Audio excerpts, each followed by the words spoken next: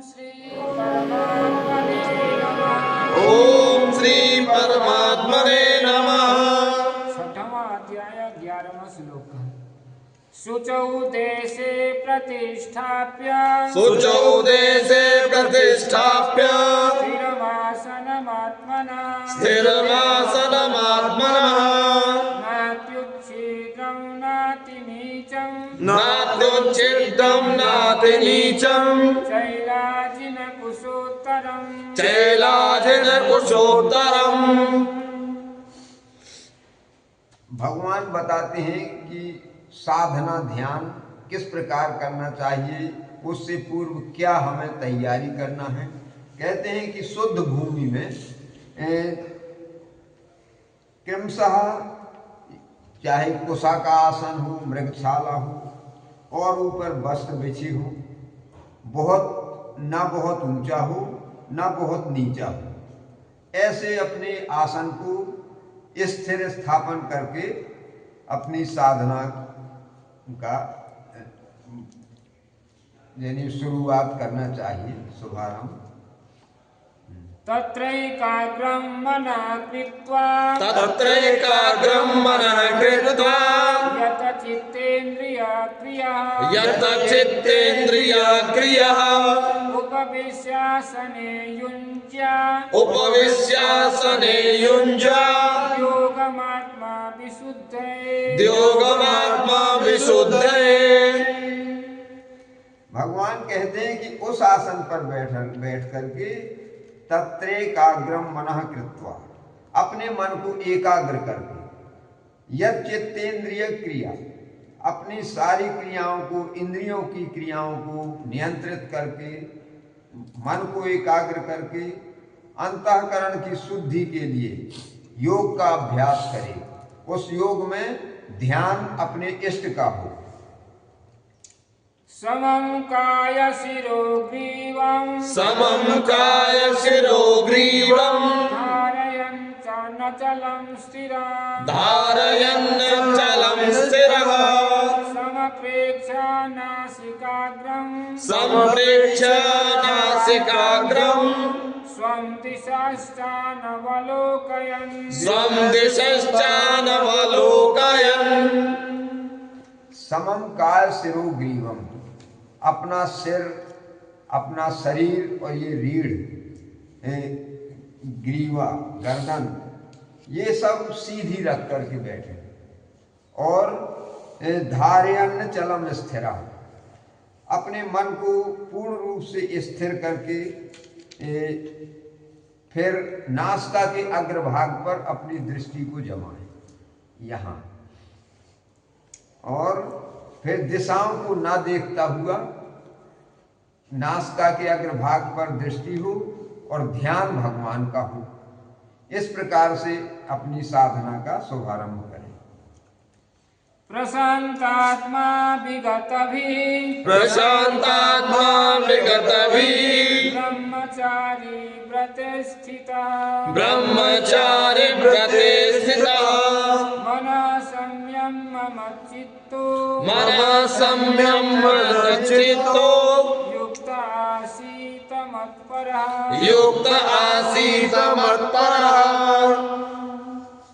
भगवान कहते हैं प्रशांत आत्मा विगत भीर ब्रह्मचारी व्रते स्थिता, ब्रह्मचर्य का व्रत दृढ़ता से पालन करते हुए और भय रहित तथा भली भांति शांत अंतःकरण वाला सावधान योगी, मन को रोककर मुझ में चित्त वाला और मेरे परायण होकर स्थिर हो। देखो यहाँ उन्होंने कहा ना कि मुझ में चित्त वाला, सबसे मुख्य है अपना ध्यान भगवान में लगे, तो फिर मन कहीं न जाएगा। भगवान के दर्शन करे, जो सुंदर छवि भगवान की अपने मन में प्रिय लगती हो, उस छवि का ध्यान करें।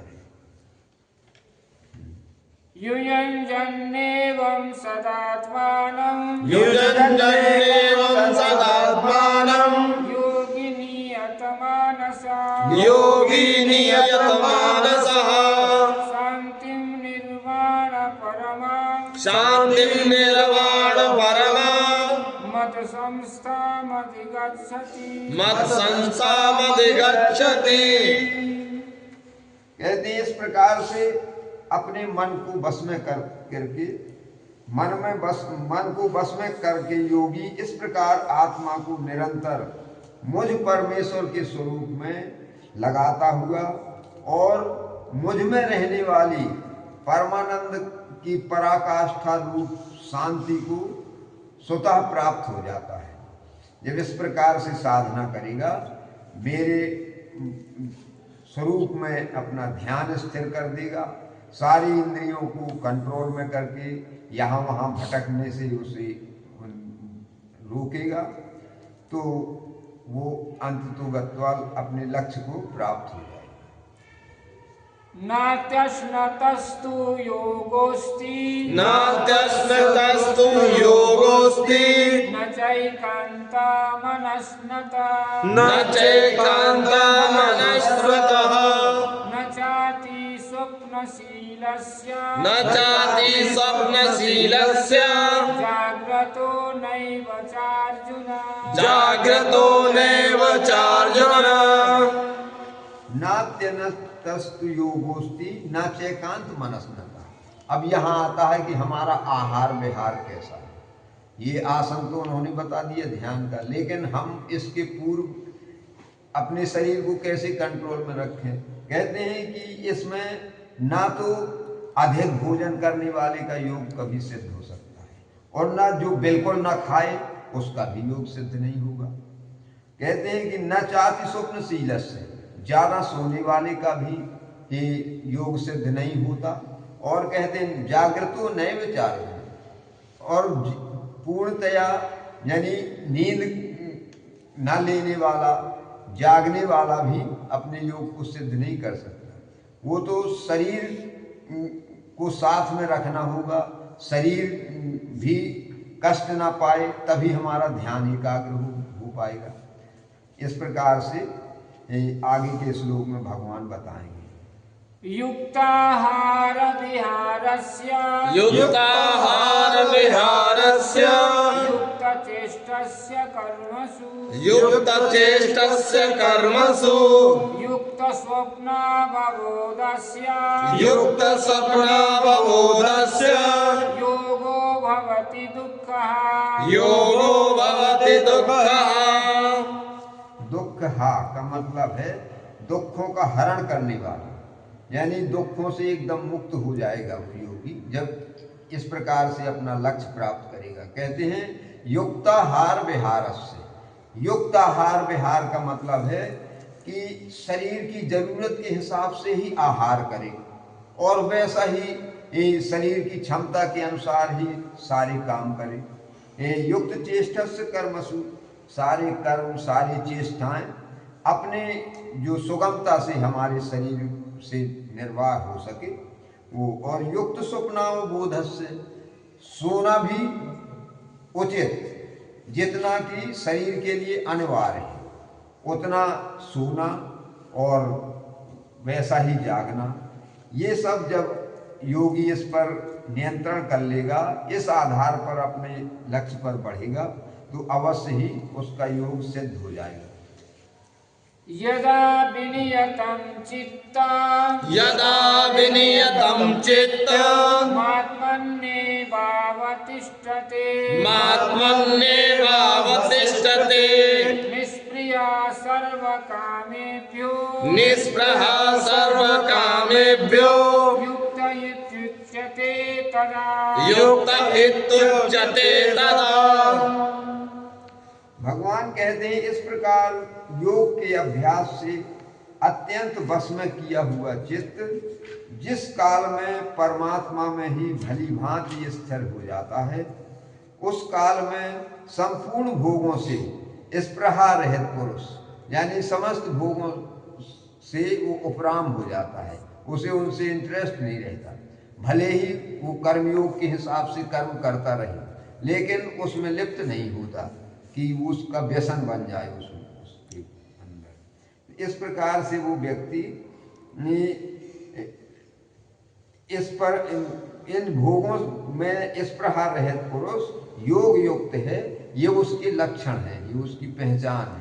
जब वो ऐसा हो जाएगा, जैसा भोजन मिल जाए प्रेम से भगवान का भोग लगा के पाए, ये कमी है वो बढ़ी है, ये ऐसा और होता वैसा, ये भावनाएं जब वो जीत लेता है तो वो समझ लो कि अपने मार्ग पर सही चल रहा है।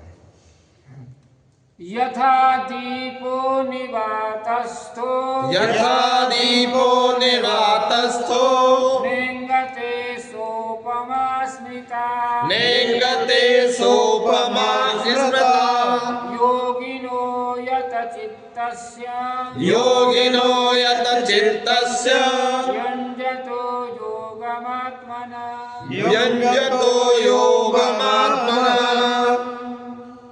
भगवान कहते यथा दीपो निवातस्थो नेगते सोपमा स्मृता। जैसे किसी एकांत स्थान में, कमरे में, जहाँ हवा ना जा सके, वहाँ दीपक को जलाओ, एकदम सीधी उसकी लौ जाएगी। तो जब उस योगी का इस प्रकार से मन स्थिर होकर के भगवान में लग जाए कि कहीं अन्यत्र भटकने की उसको इच्छा ही ना हो, तो वो जो है वो व्यक्ति अपनी साधना में दृढ़ हो गया है, ये भगवान बता रहे हैं। यत्रो परमते चित्तम यत्रो परमते चित्तम निरुद्धं योगसेवया निरुद्धं योगसेवया यत्र चैवात्मनात्मानं यत्र चैवात्मनात्मानं पश्यन्नात्मनि तुष्यति पश्यन्नात्मनि तुष्यति। भगवान कहते हैं यत्रो परमते चित्तम निरुद्धम योग सेवया। योग के अभ्यास से निरुद्ध चित्त, यानी निरुद्ध का यही है कि अपने कंट्रोल में, काबू में रहने वाला। तो जिस अवस्था में उसका चित्त दौड़ धूप से शांत हो जाता है, उपराम हो जाता है, तो उस जिस अवस्था में परमात्मा के ध्यान से शुद्ध हुई सूक्ष्म बुद्धि द्वारा परमात्मा को साक्षात करता हुआ सच्चिदानंद घन परमात्मा में ही वो संतुष्ट रहता है और अन्यत्र उसकी कहीं भी आसक्ति नहीं रह जाती है। बोलिए पार्थ सारथी भगवान की जय। इसके आगे कल की चर्चा 21वें श्लोक से 6वें अध्याय की कल होगी।